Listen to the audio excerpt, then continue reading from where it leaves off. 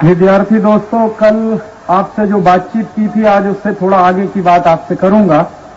आज मेरे साथ एक संकट ये है कि मुझे यहां से निकलकर ठाणा तक जाना है। ठाणा में 9 बजे से मेरा व्याख्यान है और यहां से ठाणा पहुंचने में कम से कम 40-45 मिनट का समय लगता है। तो आज आपके बीच में कुछ ज्यादा बात कहने की परिस्थिति में नहीं हूं। कल जितना लंबा व्याख्यान चला था, आज का व्याख्यान उसका करीब करीब आधा चलेगा।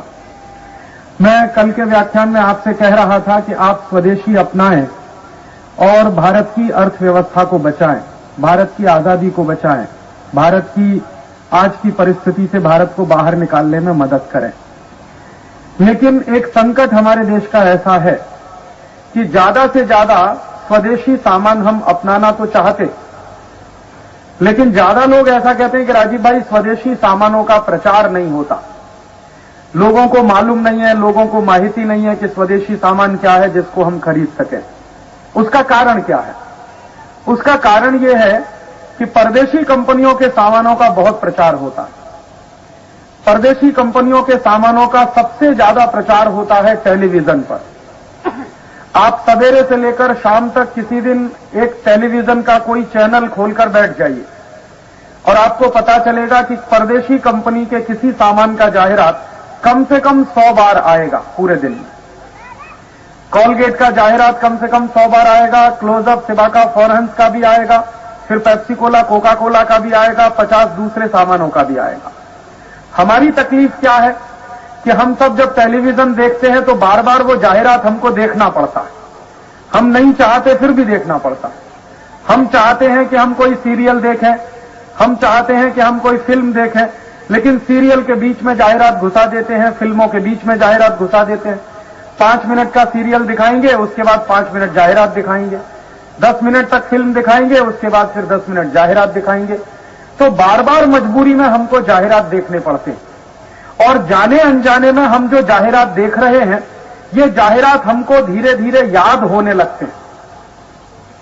और जब जाहिरात हमको धीरे धीरे याद होने लगते हैं तो फिर हमारे स्मृति में वो बैठ जाते हैं और हम कभी जब बाजार में जाते हैं तो हमको टूथपेस्ट के नाम पर सिर्फ कॉलगेट याद आता है, या साबुन के नाम पर सिर्फ लाइफ बॉय याद आता है, या वेजिटेबल ऑयल के नाम पर सिर्फ डालडा याद आता है। जबकि 50 तरह के वेजिटेबल ऑयल भारत में बिकते हैं, 50 तरह के टूथपेस्ट भारत में बिकते हैं, लेकिन टूथपेस्ट माने कॉलगेट, साबुन माने लक्स या लाइफ बॉय, या वेजिटेबल ऑयल माने डालडा, या सिगरेट माने सिर्फ विल्स। तो ये हमारी एक बड़ी भारी कमजोरी है और ये कमजोरी हर व्यक्ति में होती है। मेरे अंदर भी है, आपके अंदर भी है। हम सब लोग जिस तरह से बने हैं, हमारा शरीर जिस तरह का है, शरीर का जो ढांचा है, शरीर के अंदर बुद्धि है, मन है, फिर उसके साथ हमारे शरीर में दिमाग भी है। तो दिमाग के काम करने की पद्धति सभी देश के लोगों में करीब करीब एक जैसी होती है। और मानस के आदमी के दिमाग की एक कमजोरी ये होती है, जिसका फायदा सबसे ज्यादा ये परदेशी कंपनियां उठाती हैं, कि अगर एक झूठ किसी के सामने बोला जाए, एक बार, फिर 2 बार, फिर 3 बार, फिर 10 बार, फिर 50 बार, फिर 100 बार, तो लगता है यही सच है। आपने सुना होगा एक पंचतंत्र की कहानी। एक ब्राह्मण था, वो बकरी लेकर जा रहा था। जो बकरी लेके जा रहा था ब्राह्मण, तो रास्ते में उसको 4 चोर मिले। चोरों ने ये योजना बनाई कि इसकी बकरी कैसे छीनी जाए। तो एक चोर ने कहा कि मैं जैसे कहता हूं वैसा करो। तो एक चोर उस ब्राह्मण के पास गया और उसने कहा कि ये कुत्ते को लेके कहां जा रहे हो तुम? तो ब्राह्मण ने कहा ये कुत्ता नहीं है, बकरी है। अरे उसने कहा तुम्हारा दिमाग खराब हुआ है, ये कुत्ता नहीं है, बकरी है। ये बकरी नहीं है, ये कुत्ता है। फिर ये कुत्ता नहीं है, बकरी है। ये बहस शुरू हो गई उस ब्राह्मण और चोर के बीच में। 10 मिनट तक वो बहस करने के बाद चोर चला गया। उसके थोड़ी देर के बाद ब्राह्मण आगे बढ़ा, फिर दूसरा चोर आ गया। उसने कहा ये बकरी को लेके कहां जा रहे हो तुम? उसने कहा भाई ये बकरी नहीं है, कुत्ता है। फिर उसने कहा नहीं नहीं ये कुत्ता नहीं है, बकरी है। फिर उसने कहा नहीं नहीं ये कुत्ता नहीं है, बकरी। ऐसे करके फिर बहस हुई। 10 मिनट तक फिर बहस चली। फिर वो दूसरा चोर आगे चला गया।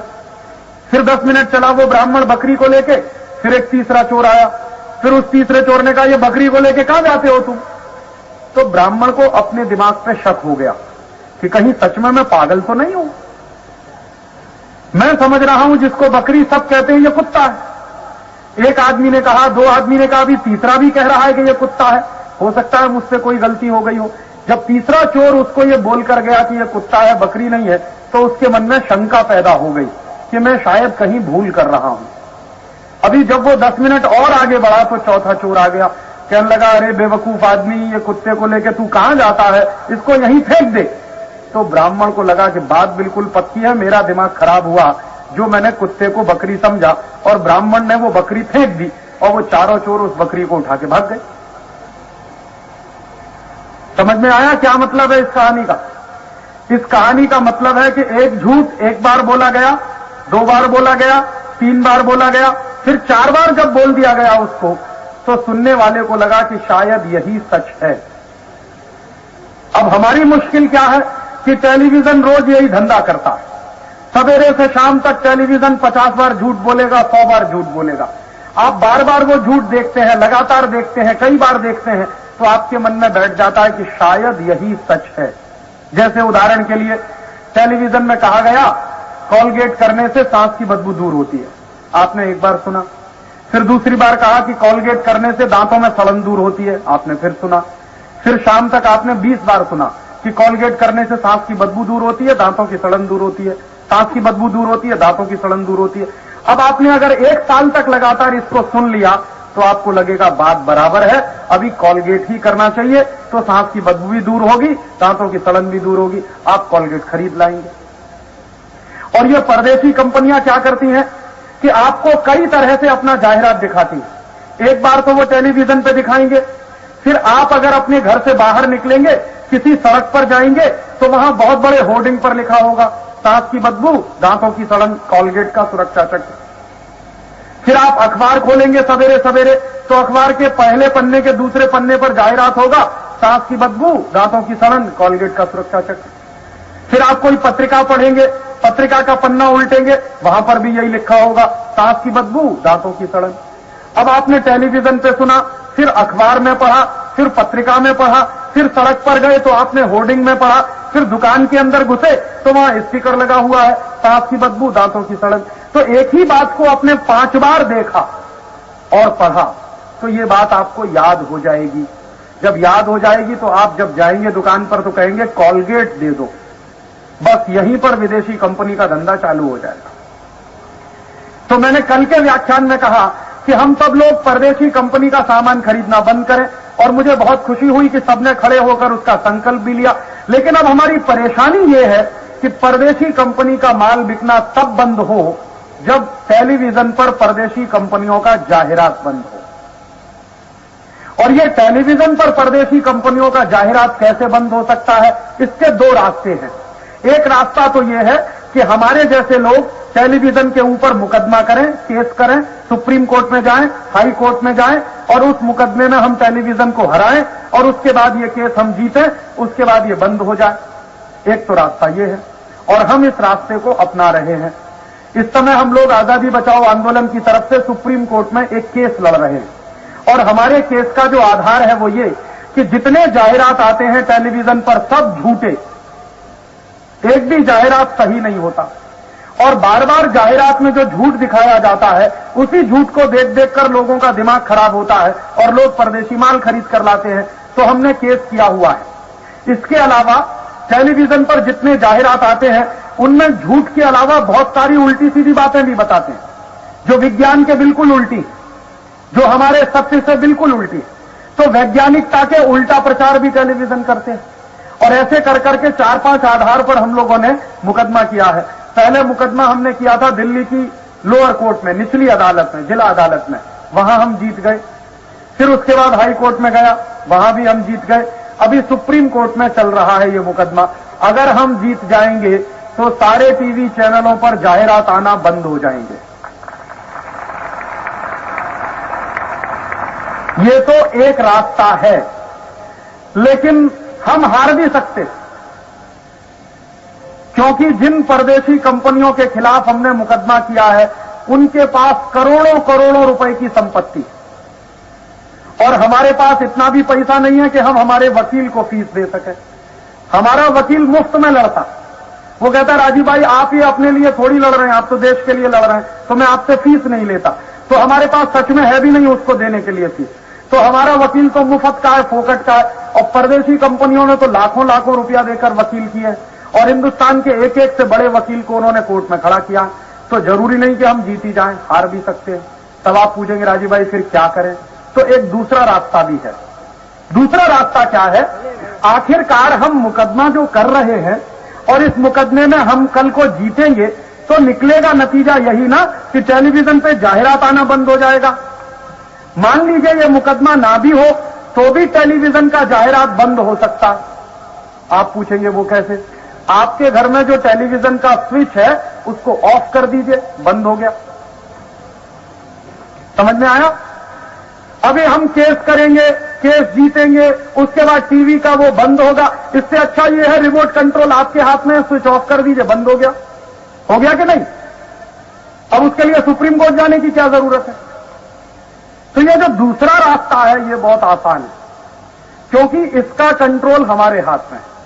हम चाहें तो टेलीविजन का स्विच ऑफ कर सकते हैं, हम चाहें तो टेलीविजन का प्लग निकाल सकते हैं, हम चाहें तो अपने घर का केबल कनेक्शन काट सकते हैं, हम चाहें तो टीवी का तार काट सकते हैं। हमको कोई रोकने वाला है क्या? अपने घर का टीवी का तार काटें, कोई रोकने आएगा क्या आपको? अपने रिमोट कंट्रोल से टीवी का स्विच ऑफ करें, कोई मना करने आएगा आपको? तो ये तो बहुत आसान काम है। तो इसको कर सकते हैं क्या? नहीं कर सकते? कर सकते हैं? अरे तो तेजी से बोलिए। अभी क्यों करें ये काम ये भी समझ लीजिए। मैंने आपको कहा कि टेलीविजन पे जब जाहिरात आए तो टीवी का स्विच ऑफ करें। क्यों? क्योंकि ये टेलीविजन जाहिरात नहीं दिखाता, झूठ बोलना सिखाता, और ये टेलीविजन जाहिरात के माध्यम से लगातार झूठ बोलता रहता। कितना बड़ा बड़ा झूठ बोलता है टेलीविजन। मैं आपको एक उदाहरण देता हूं। टेलीविजन पे एक जाहिरात आता है, उसमें कहते हैं लाइफ बॉय है जहां। अभी ले बताओ तुम लोग कि अगर तंदुरुस्ती लाइफ बॉय से आती है तो भोजन क्यों करते हो? ऐसा करो, कल से भोजन करना बंद और एक एक लाइफ बॉय खरीदो और दिन में 10-10 बार लगाओ। तंदुरुस्ती बनेगी? नहीं बनेगी? तो फिर ये टीवी कैसे कहता है तंदुरुस्ती है वहां, लाइफ बॉय है जहां? झूठ है ना? अच्छा, फिर एक दूसरी बात सुनो। टेलीविजन क्या कहता है? एक खिलाड़ी है, वो फुटबॉल खेलना नहीं जानता, जब लाइफ बॉय लगा के फुटबॉल खेलने जाता है तो चैंपियन हो जाता। अभी तुम लोग मुझे एक बात बताओ कि अगर लाइफ बॉय लगाने से खिलाड़ी चैंपियन होता तो भारत की फुटबॉल टीम अभी क्यों नहीं खेली? विश्व कप हुआ था, अभी फ्रांस में विश्व कप हुआ था।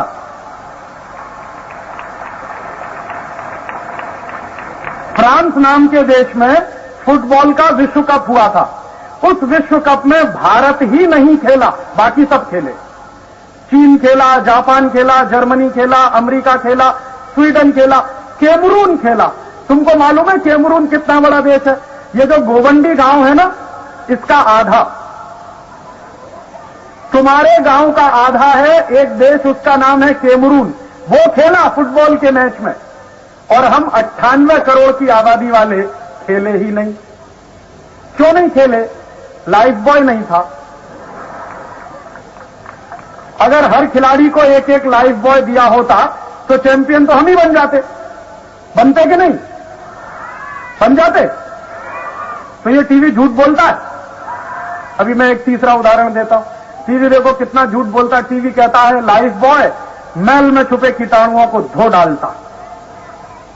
टीवी कभी ये नहीं कहता कि लाइफ बॉय मैल में छुपे कीटाणुओं को मारता है, हमेशा कहता धो डालता। इसका मतलब क्या है? जो कीटाणु मैल में छुप गए हैं इनको धो पोंछकर और तंदुरुस्त बनाता। अभी तुमको मैं एक माहिती देना चाहता हूं कि यूरोप के देशों में लाइफ बॉय बिकता है, खासकर हॉलैंड में काफी बिकता है, लेकिन वहां लाइफ बॉय को कहते हैं कार्बोलिक सोप, और उस पर अंग्रेजी में लिखा होता है ओनली फॉर डॉग्स। समझ में आया मैंने क्या बोला? लाइफ बॉय ऐसा साबुन है जिससे यूरोप में सिर्फ कुत्ते नहाते हैं। अभी उस साबुन से तुम नहा रहे हो? अगर नहा रहे हो तो सोच लो क्या हो रहे हो तुम। ये तो कुत्तों के नहाने वाला साबुन है, इससे हमको नहाना चाहिए? तो इसलिए लाइफ बॉय भी बंद करो और टीवी का जाहिरात भी बंद करो। देखा तुमने टीवी कितना पागल बनाता, कितना झूठ बोलता। और ये बात लाइफ बॉय है, जहां तंदुरुस्ती है वहां पिछले 50 साल से बोल रहा है टीवी बोलता था। अभी 14-15 साल से, तो उसके पहले ये जाहिरात सिनेमा में आता था, उसके पहले ये जाहिरात अखबार में आता था, पत्रिकाओं में आता था। इसलिए मैंने तुमको कहा कि टीवी तो बहुत झूठ बोलता। तो ये झूठ बोलने वाला टीवी, इसको देखना चाहिए? हमको तो ये कहा गया है कि झूठ कभी देखो मत, तो टेलीविजन तो झूठ ही दिखा रहा। ऐसे मैं तुमको एक दूसरा उदाहरण देता हूं। टेलीविजन देखो कितना झूठ बोलता है। टेलीविजन में एक जाहिरात आता है कॉम्प्लॉन का। उसमें एक छोटा सा बच्चा कहता है, I am a Complan boy, कहता है। फिर एक छोटी सी बच्ची कहती है, I am a Complan girl. अब इसका मतलब समझो, I am a Complan boy माने मैं कॉम्प्लॉन का लड़का हूं। फिर वो बेटी कह रही है, मैं कॉम्प्लॉन की लड़की हूं। अभी तुमको मालूम है कॉम्प्लॉन क्या है? कॉम्प्लॉन है टिन का डिब्बा। अभी ये बताओ, टिन के डिब्बा के लड़का लड़की हो सकते? ऐसा तुमने कभी देखा है दुनिया में? कहीं सुना है तुमने? तो ये टीवी में कहां से आ गया? झूठ है ना? तो झूठ देखना चाहिए, तो टीवी देखना चाहिए। कौन कौन नहीं देखेगा? हाथ उठाओ जरा। हाँ, शाबाश, बैठ जाओ। ये टीवी सिर्फ झूठ दिखाता है, झूठ के अलावा कुछ दिखाता नहीं। ऐसे मैं तुमको एक तीसरा उदाहरण देता हूं। टीवी में एक जाहिरात आता है, उसमें दिखाते हैं एक पेन है, उसका नाम है रोटोमैक। क्या कहते हैं लिखते लिखते? अरे वाह, ऐसा भी पेन आता है दुनिया में जिससे लिखते लिखते सब हो जाए? ऐसा पेन आता है दुनिया में? तो ये झूठ है कि नहीं? तो झूठ देखना चाहिए। ऐसे ही देखो, टीवी पे जाहिरात आता है, उसमें दिखाते हैं फेयर एंड लवली। क्या कहता है? गोरेपन की क्रीम। अभी टीवी रोज कहता है फेयर एंड लवली गोरेपन की क्रीम, फेयर एंड लवली गोरेपन की क्रीम। अभी तुम लोग मुझे ये बताओ कि अगर फेयर एंड लवली लगा के सब गोरे हो जाते तो दक्षिण भारत में तो कोई काला नहीं होना चाहिए अभी तक।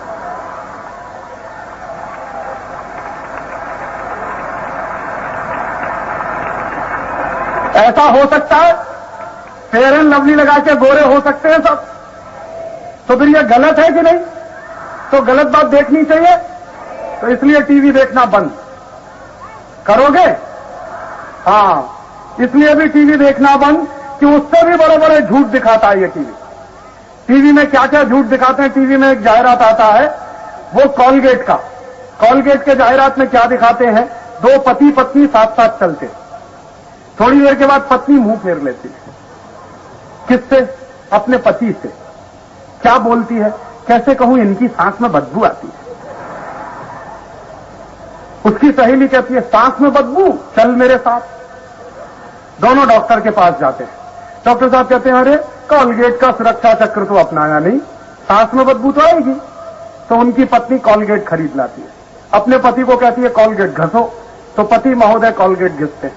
कॉलगेट करने के बाद दिखाते हैं पति के नजदीक पत्नी आ जाती है और नीचे एक लाइन लिखते हैं, दूरियां नजदीकियां बनी। जानते हैं उसका मतलब क्या? इसका मतलब दो पति पत्नी अगर कॉलगेट नहीं करेंगे तो बहुत दूर दूर रहेंगे, कॉलगेट करेंगे तभी नजदीक आएंगे। अब इससे बड़ा पागलपन है दुनिया में? भारतीय संस्कृति में कहते हैं पति पत्नी का रिश्ता परस्पर प्रेम, परस्पर विश्वास, परस्पर सद्भाव पर टिका होता। ये टेलीविजन कहता है नहीं, कॉलगेट पेस्ट पे टिका हुआ। इसलिए तुम जिसको टेलीविजन कहते हो उसको मैं इडियट बॉक्स है। और कभी कभी ये इतना इडियोसिटी दिखाता है टेलीविजन में एक जाहिरात आता है चिकलेट्स की गोलियों का।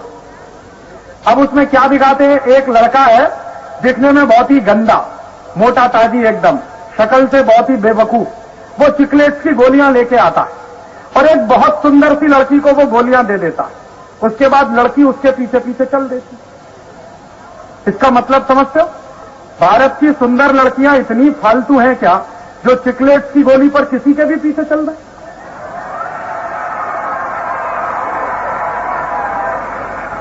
तुमको मालूम है इससे बड़ा महिलाओं का कोई दूसरा अपमान नहीं है। ये रोज टेलीविजन हमारे देश में इसी तरह की उल्टी उल्टी बातें दिखाता है। तो मैंने तुमको पहले कहा कि इसलिए टीवी नहीं देखना चाहिए क्योंकि ये सब झूठ दिखाता है। कुछ बच्चे ऐसा कहते हैं, राजीव भाई आपकी बात हमने मान ली, अभी हम टीवी में जाहिरात तो नहीं देखेंगे, लेकिन कुछ बच्चे कहते हैं उसमें चित्रहार तो आता है वो तो देखेंगे, या तो उसमें फिलिप्स टॉप 10 आता है वो तो देखेंगे, अभी कॉलगेट टॉप 10 आता है वो तो देखेंगे। अभी तुम बताओ, ये देखो Chitrahaar, Philips top 10, Colgate top 10, ये सब फालतू के कार्यक्रम।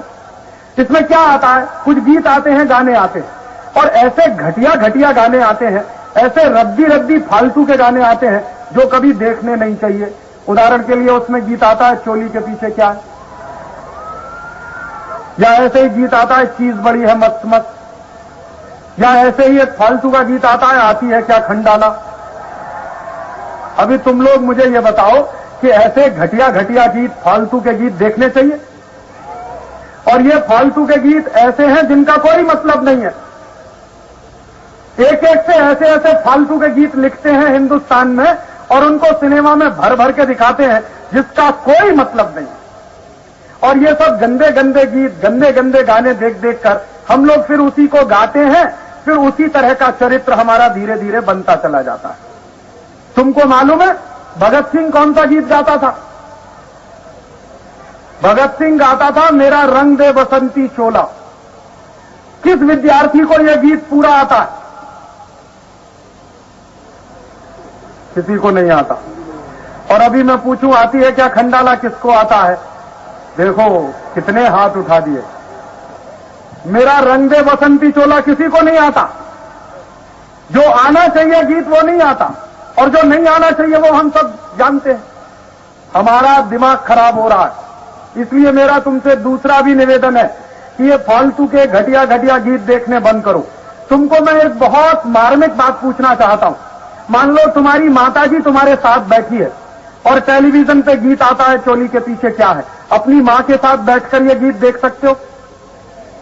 मान लो तुम्हारे साथ तुम्हारे पिताजी बैठे और गीत आता है चीज बड़ी है मस्त मस्त, देख सकते हो अपने पिताजी के साथ बैठकर? मान लो तुम्हारी बड़ी बहन तुम्हारे साथ बैठी है और गीत आता है आती है क्या खंडाला, देख सकते हो?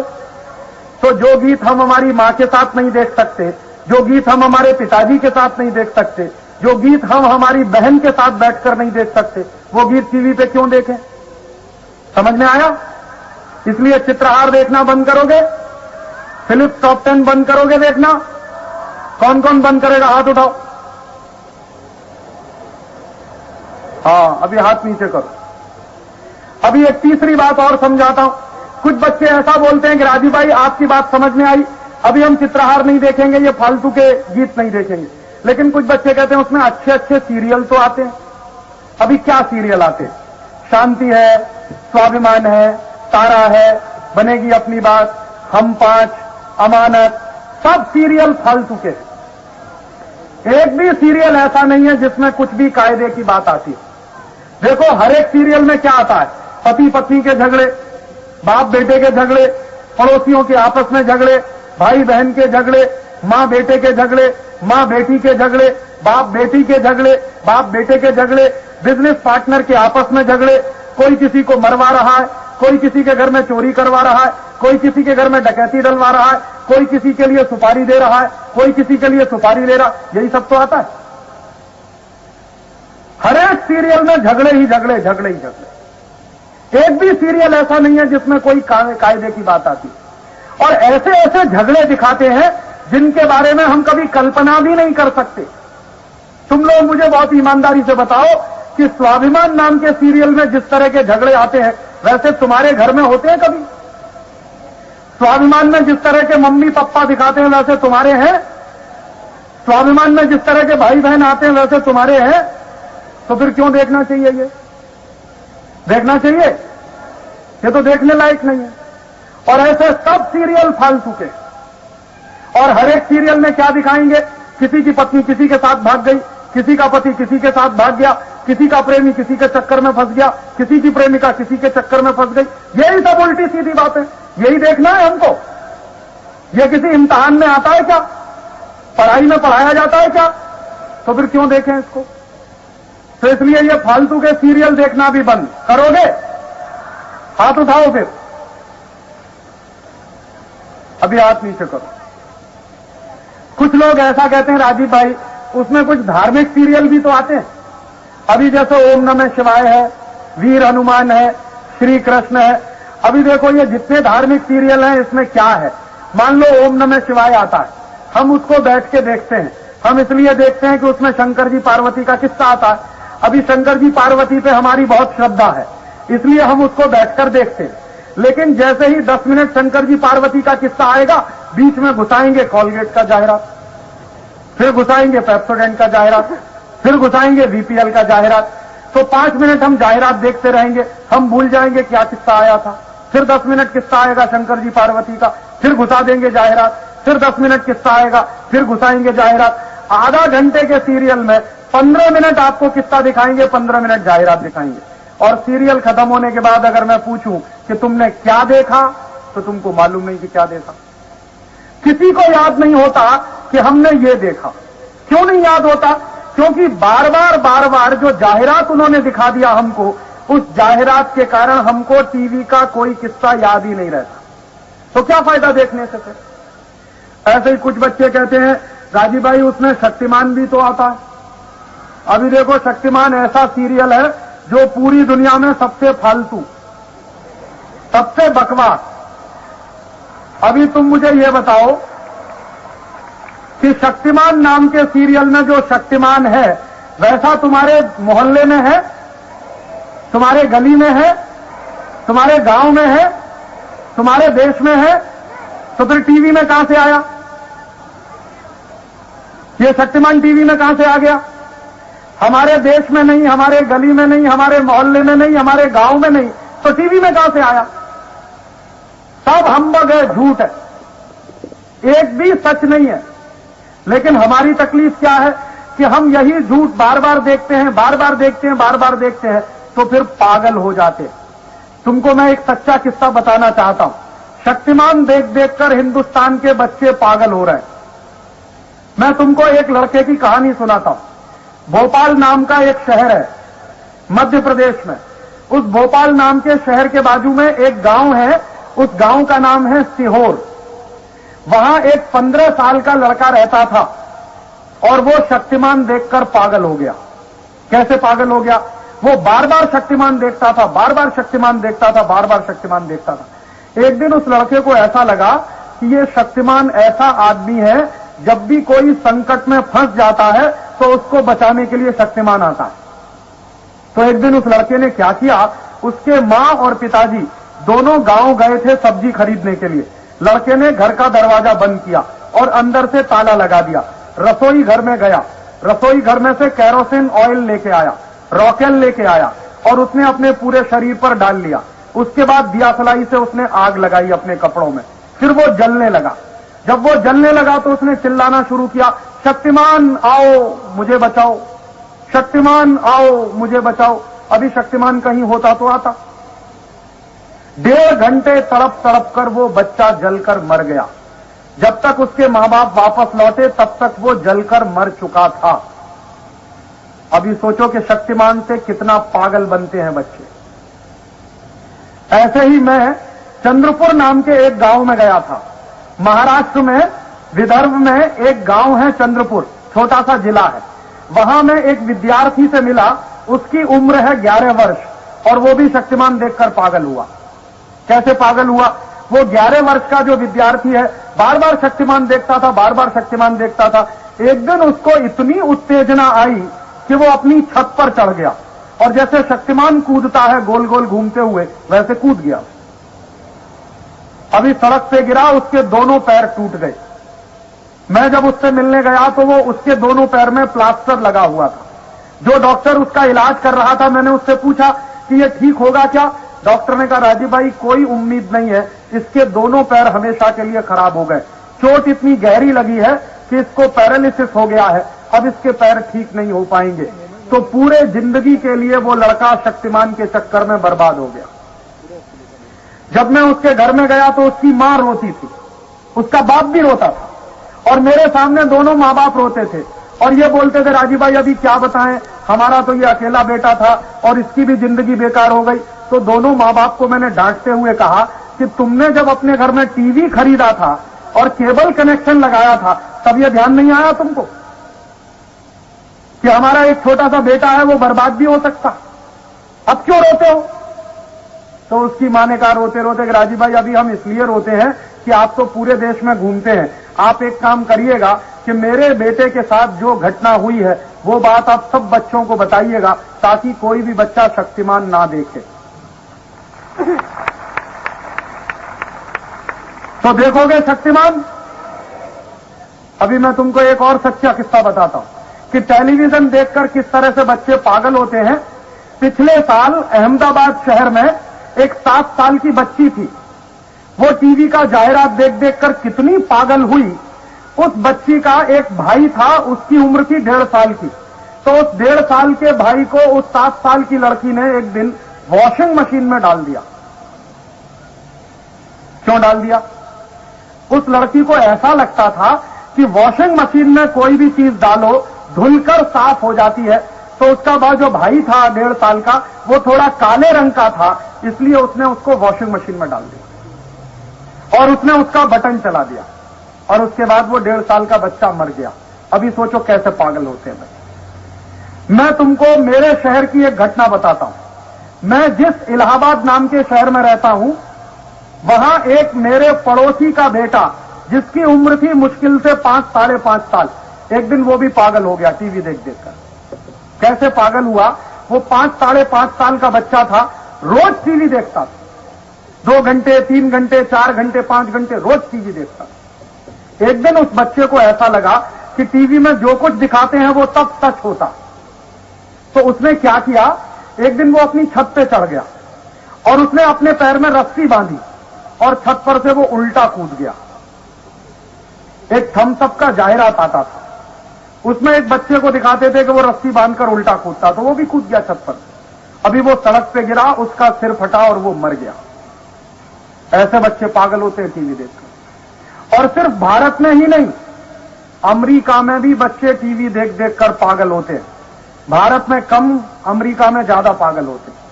अमेरिका में पिछले 35 वर्षों में टीवी देख देखकर 2 करोड़ बच्चे पागल हो गए। और अमेरिका में जो बच्चे पागल होते हैं उनकी तो तुम सोच भी नहीं सकते।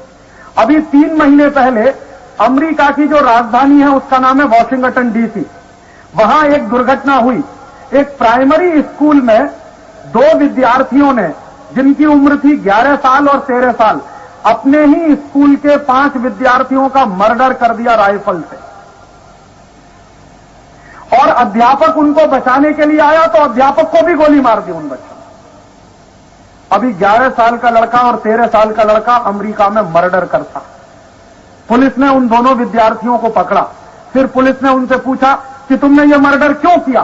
तो उन दोनों बच्चों ने कहा कि हम तो रोज टीवी पे ऐसे ही मर्डर होते हुए देखते हैं, तो हमने तो वहां से सीखा और कर दिया।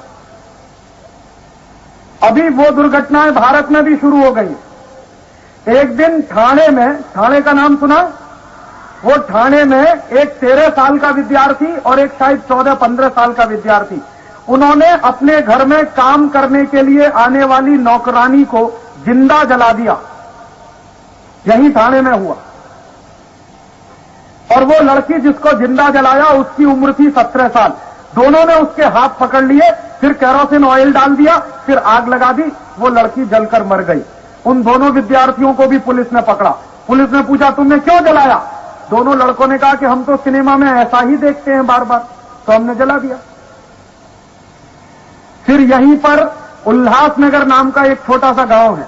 उस उल्लासनगर में टीवी देख देखकर एक लड़का तो इतना पागल हुआ कि उसने अपनी सगी बहन और बहन के पति दोनों का मर्डर कर दिया भरे भीड़ भरे चौराहे पर।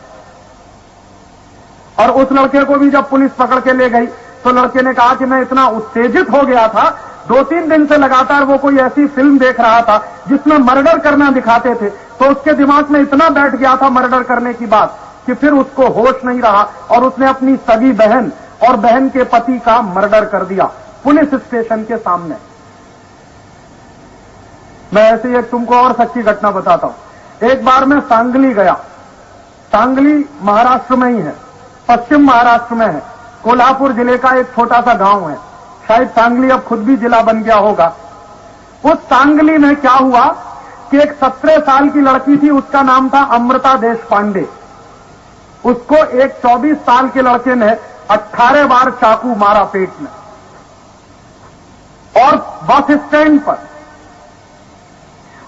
स्टैंड पर चाकू मारते हुए हजारों लोगों ने देखा, लेकिन सब इतने नपुंसक और कायर थे कि उस लड़के को पकड़ने की हिम्मत किसी में नहीं हुई और वो चाकू मार के भाग गया। एक भाई को मैंने पूछा, जब मैं सांगली गया, जो उस समय घटना को देख रहा था, मैंने कहा वो लड़का चाकू मार रहा था और तुम लोगों में किसी के मन में इतनी भी दया नहीं आई कि वो अकेली लड़की को बचाओ। तो जो भाई ने मुझे जवाब दिया वो मेरे लिए बहुत शॉकिंग था।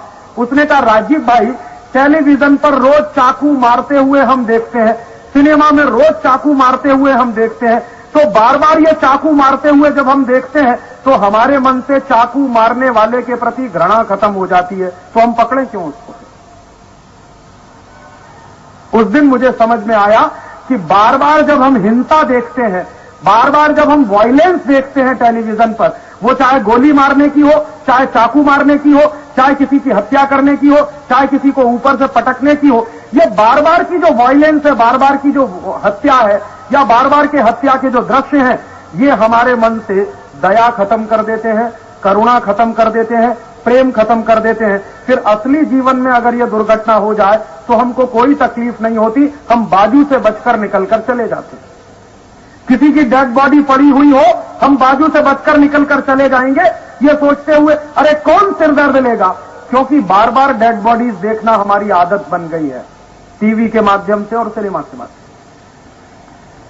जब आदमी के मन से दया खत्म हो जाती है, करुणा खत्म हो जाती है, प्रेम खत्म हो जाता है, तो वो आदमी नहीं रहता, जानवर हो जाता है। अभी तुम मुझे ये बताओ कि तुमको इंसान बनना है या जानवर? तो फिर टीवी देखोगे, सिनेमा देखोगे? हाथ उठा दो अब की बात। हम में से कोई भी टीवी नहीं देखेगा, सिनेमा नहीं देखेगा, क्योंकि ये टीवी और सिनेमा देखने से ना तो हमारे जीवन का कोई फायदा हो रहा है, ना हमारे जीवन में कोई भला हो रहा है। नुकसान ज्यादा से ज्यादा हो रहा है, फायदा इसका बिल्कुल नहीं हो रहा है। और मैं तुमको एक बहुत गंभीर बात बताना चाहता हूं कि ये टेलीविजन दुनिया की सबसे खराब मशीन है। और ये मैं बोलता हूं, मेरी पूरी इंजीनियरिंग की पढ़ाई इसी टेलीविजन में हुई है, उसके बावजूद मैं कहता हूं कि दुनिया की सबसे खराब टेक्नोलॉजी। क्यों? तुमको एक बहुत गंभीर बात मैं समझाना चाहता हूं, अगर समझ में आ जाए, कि जितनी देर हम बैठकर टेलीविजन देखते हैं उतनी देर हमारा दिमाग बंद रहता है। हम कुछ सोच नहीं पाते, हम कुछ सोच नहीं सकते। दुनिया में ऐसा कोई काम नहीं है जिसको करते हुए हमारा दिमाग बंद होता। हम जब सो जाते हैं तब भी दिमाग चालू रहता, और सोते समय जब दिमाग चालू रहता है तो उसी में फिर सपने आते। दुनिया में ऐसा कोई आदमी नहीं है जो सपना ना देखता हो, हर व्यक्ति सपना देखता है। इसका मतलब सोते हुए भी हमारा दिमाग चालू रहता है, लेकिन टेलीविजन देखते हुए दिमाग बंद रहता है। हम पुस्तक पढ़ें, पुस्तक पढ़ते हुए हम सोच सकते हैं, कल्पना कर सकते हैं। जैसे उदाहरण के लिए मान लो तुम कोई कहानी की पुस्तक पढ़ो और एक कहानी पढ़ो, कहानी ऐसी होगी, एक राजा था, एक रानी थी। अब जैसे ही तुमने पढ़ा कि एक राजा था, एक रानी थी, तुरंत तुम्हारे दिमाग में कल्पना आएगी, राजा कैसा था, रानी कैसी थी, राजा का महल कैसा था, रानी का महल कैसा था, वो रहते कैसे थे। ये सारी कल्पना एक क्षण में आ जाती है मन में, जब हम एक सेंटेंस पढ़ते हैं, एक राजा था, एक रानी थी। लेकिन जब टेलीविजन देखते हैं तो ये सब कल्पना गायब हो जाती है। ये कल्पना का आना और गायब होना दिमाग के चिंतन के साथ जुड़ा हुआ है। अगर हमारा दिमाग सोचता रहेगा, चिंतन करता रहेगा, तो कल्पना आती रहेगी। अगर दिमाग ने सोचना बंद किया, चिंतन करना बंद किया, तो कोई कल्पना नहीं आ सकती। दुनिया में जिस व्यक्ति का दिमाग सोच नहीं पाता, चिंतन नहीं कर पाता, उसी को पागल कहते हैं। तुमको मालूम है मेडिकल साइंस में पागल की परिभाषा क्या है? पागल की परिभाषा माने वो व्यक्ति जो सोच नहीं सकता, विचार नहीं कर सकता, जिसके दिमाग का चिंतन बंद हो जाता है, वही पागल होता है। तो जितनी देर हम टीवी देखते हैं हम खुद पागल होते हैं, क्योंकि हम सोच नहीं पाते, क्योंकि हम चिंतन नहीं कर पाते। और ये सोचना और चिंतन करना जो हमारा बंद हो रहा है, यही सबसे बड़ा खतरा है। और मैं तुमको इससे भी ज्यादा गहरी एक बात बताना चाहता हूं कि हमारे दिमाग में एक हाइपोथैलेमस नाम की चीज होती है, और हाइपोथैलेमस के पास एक मेडुला नाम का पोर्शन होता है। जब हम टीवी देखते हैं तो उस समय ये हाइपोथैलेमस और मेडुला दोनों काम करना बंद कर देते हैं। अब मैं तुमको एक दूसरी बात बताता हूं कि शरीर का कोई भी हिस्सा अगर हम उससे काम नहीं करवाएंगे और उससे काम नहीं लेंगे, थोड़े दिन तुम उसको ऐसे ही रहने दो, उस हिस्से में या तो सूजन आ जाएगी या वो काम करना बंद कर देगा। तुम एक दिन ऐसा छोटा सा प्रयोग करो कि एक हफ्ते तक अपने दाहिने हाथ को ऐसे ही लटका के रहना, इसको ऊपर नहीं करना, नीचे नहीं करना, हिलाना नहीं, बस ऐसे ही लटका के रखना, तो तुम्हारे दाहिने हाथ में सूजन आ जाएगी पूरे में। क्यों? तुमने काम नहीं लिया उस हाथ से, इसलिए वो सूजन आ गई। ऐसे ही तुम एक हफ्ते के लिए बिस्तर पर लेट जाओ, पैर बिल्कुल मत चलाओ, हिलाओ नहीं, डुलाओ नहीं, तुम्हारे पैर सूज जाएंगे, फिर पैर से चल नहीं पाओगे। ऐसे ही तुम बिस्तर पर लेट जाओ, अपनी पीठ को बिल्कुल हिलाओ डुलाओ मत, एक ही पोजीशन में जैसे लेटे हो वैसे ही लेटे रहो, तो तुम्हारी पीठ में बड़े बड़े फोड़े हो जाएंगे, बेड सोर हो जाएंगे। क्यों होता है ये सब? शरीर का कोई भी हिस्सा अगर हमने बेकार किया, उससे कोई काम नहीं लिया, तो वो सूजन आती है, या तो उसमें स्वेलिंग आती है, या तो वो बेकार होता है, या तो उसमें जंग लगती है। अब हम सोचें कि जितनी देर हम टीवी देख रहे हैं उतनी देर हमारा हाइपोथैलेमस काम नहीं कर रहा, हमारा मेडुला काम नहीं कर रहा, तो उसमें भी सूजन आ जाएगी, और उसमें अगर सूजन आई तो फिर बहुत मुश्किल हो जाएगी तुमको। कैंसर भी हो सकता है तुम्हारा वो हिस्सा काट कर निकालना पड़ेगा, और तब तुम्हारी जिंदगी नरक हो जाएगी। तो तुमने शुरू में तो मजे मजे में टीवी देखा, लेकिन पता चला उससे तो गंभीर बीमारी हो गई। और तुमको मैं एक बात और बताता हूं, टेलीविजन जब चलता है तो उसमें से बहुत ही खतरनाक किरणें निकलती हैं। तुमने सूरज को उगते हुए देखा?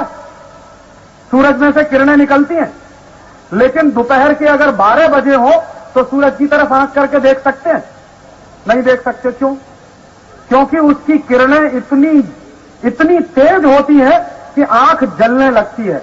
जिस तरह से सूरज में से किरणें निकलती हैं और आंखों को जला सकती हैं, वैसी ही किरणें टेलीविजन में से भी निकलती हैं, और वो भी तुम्हारी आंखों को जला सकती है। जो किरणें सूरज की रोशनी से निकलती हैं वो टेलीविजन से भी निकलती हैं, और टेलीविजन से निकलने वाली किरणें भी तुम्हारी आंखों को जला सकती हैं, और तब तुम्हारी आंखें खराब हो सकती हैं।